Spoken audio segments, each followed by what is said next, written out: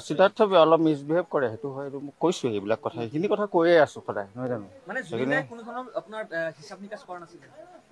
নকৰে। জুবিন গাৰ্গকতো আপোনালোকে বেছি ভালকে জানে দেখোন, সদায় পাই থাকিম। আমি আছোঁ ইয়াত, নহয় জানো? আমি এটা ষ্টেটমেণ্টহে দিছোঁ। আমি ষ্টেটমেণ্টটো এটা বেলেগ বস্তু। আমি ন্যায় বিচাৰিছোঁ কাৰণে ষ্টেটমেণ্ট দিবলৈ আহিছোঁ, আৰু ন্যায় লাগিবই। গতিকে আমি সহায় কৰিম চব ক্ষেত্ৰত। তথ্য দিব পৰা, কাৰণ মইতো লগত নাই ন, মই ইয়াতে আছোঁ। তেনেকুৱা তথ্য খুব বিচৰা নাই। মোৰ জাষ্ট এটা ষ্টেটমেণ্ট লৈছোঁ আৰু যে মই কেতিয়া লগ পালোঁ, শেষবাৰ কেতিয়া লগ পাইছিলোঁ, মই কি বজাওঁ, কি কৰোঁ, সেইবিলাক কথা। শান্তনু মহন্ত বা সিদ্ধাৰ্থ শৰ্মাৰ বিষয়ে কিবা সুধিছে, চিনি পাওঁ নে সুধিছে। শান্তনু মহন্তক চিনি পাওঁ, কৈছোঁ। নহয়, চৰি, বিত্ত বিভাগটোত আমি নাই, গোটেই বস্তুটোতে আমি নাই। আমি বজোৱাৰ বাবদ এটা পে'মেণ্ট দিয়ে, বছ। আমাৰ কথা সুধিবলৈ ৰাইটো নাই, যিহেতু জুবিন গাৰ্গে নিজেই হিচাপ নিবিচাৰে। গতিকে মই গৈ সিদ্ধাৰ্থ শৰ্মাক হিচাপ সুধিব নোৱাৰোঁ। আমি বজোৱাৰ বাবদ যি আমাক পে'মেণ্ট দিয়ে, সেইটো আমি লগে লগে পাওঁ, বছ। সিদ্ধাৰ্থৰ ব্যৱহাৰ বা তেওঁৰ সিদ্ধাৰ্থ অলপ মিছবিহেভ কৰে, সেইটো হয়। এইটো মই কৈছোঁ, এইবিলাক কথা এইখিনি কথা কৈয়ে আছোঁ সদায়, নহয় জানো? নকৰে। জুবিন গাৰ্গকতো আপোনালোকে বেছি ভালকে জানে দেখোন, সদায় পাই থাকিম। এটা কথা কৈছোঁ, কাৰণ সিদ্ধাৰ্থতকে আপোনালোক জুবিন গাৰ্গৰ লগত আগৰ পৰাই আছে যিহেতু, গতিকে সেই কথাটোত কাৰণ আপোনালোকে মিছবিহেভ যেতিয়া কৰে, তেতিয়া আপোনালোকে নহয়, মিছবিহেভ মানে সেইটো কোৱা আপোনাৰ, আমাক মিছবিহেভ নকৰে। আমাক মিছবিহেভ কৰাৰ কথা কোৱা নাই, বেলেগক মানুহক কথা কৈছোঁ মই।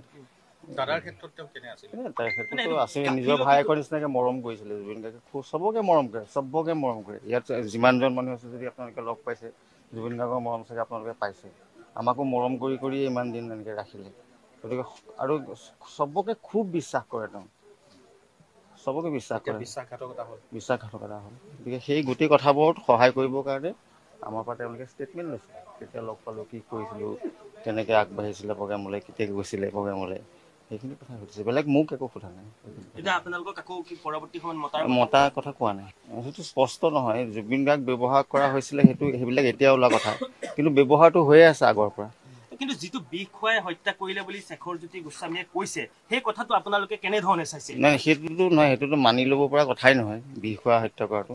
জুবিন গাৰ্গৰ নিচিনা এজন মানুহ যদি বিষ খুৱাই হত্যা কৰিছে, মই কৈ আছোঁ যে আদালতে শাস্তি দিবই, নহ'লে ৰাইজে শাস্তি দিব, নহ'লে ভগৱানৰ আদালত আছে। ইয়াতে আমি চব দেখি যাম, আপুনি, মই আৰু অসমৰ ৰাইজে সকলো ইয়াত দেখি যাব। আচলতে মই চব কথা নাজানো, চব কথা মই শুনা নাই। মই যোৰহাটত আছিলোঁ, 1 তাৰিখৰ এটা অনুষ্ঠান আছিলে যোৰহাটত।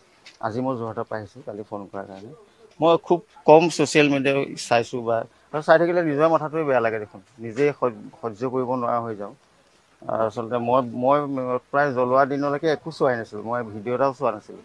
ছ'চিয়েল মিডিয়া বা নিউজ একোৱেই চোৱা নাছিলোঁ। মোক চবকে কৈছোঁ, মই যেতিয়া কাহিলীপাৰা ঘৰত থাকোঁ, সকলোকে কৈছোঁ যে মই একো ভিডিঅ' চোৱা নাই। মই চাব পৰা অৱস্থাত নাই আচলতে। মই একদম আনবেলেঞ্চ হৈ আছিলোঁ মনটো। আৰু এতিয়াও মই চব ভিডিঅ' চোৱা নাই, মই 2-এটা ভিডিঅ' কেতিয়াবা চাওঁ, মোৰ ৱাইফে দেখুৱাই, কোনোবাই দেখুৱাই। বুকুত পিন্ধে। আচলতে অসহায় হৈ পৰিছোঁ ন, মানুহটো নাইকিয়া হোৱা মানে কি হেৰুৱাইছোঁ, সেইটো মই কাকো বুজাই দিব নোৱাৰোঁ।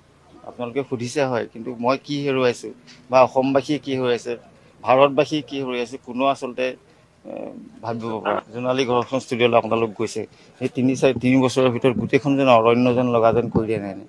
ইমান ভাল পাই গৈছে। ফুটবল খেলিছে, সেই ফুটবল খেলা পইচা, এটা পইচা দিয়ে, সেইটো কলাগুৰু আৰ্টিষ্ট ফাউণ্ডেশ্যনত জমা কৰে। সেইখিনি পইচা আকৌ দুখীয়া মানুহক দিয়ে, কোনোবা আৰ্টিষ্টৰ বেমাৰ হ'লে দিয়ে। কেনেকুৱা মহান মানুহ হ'ব লাগিব।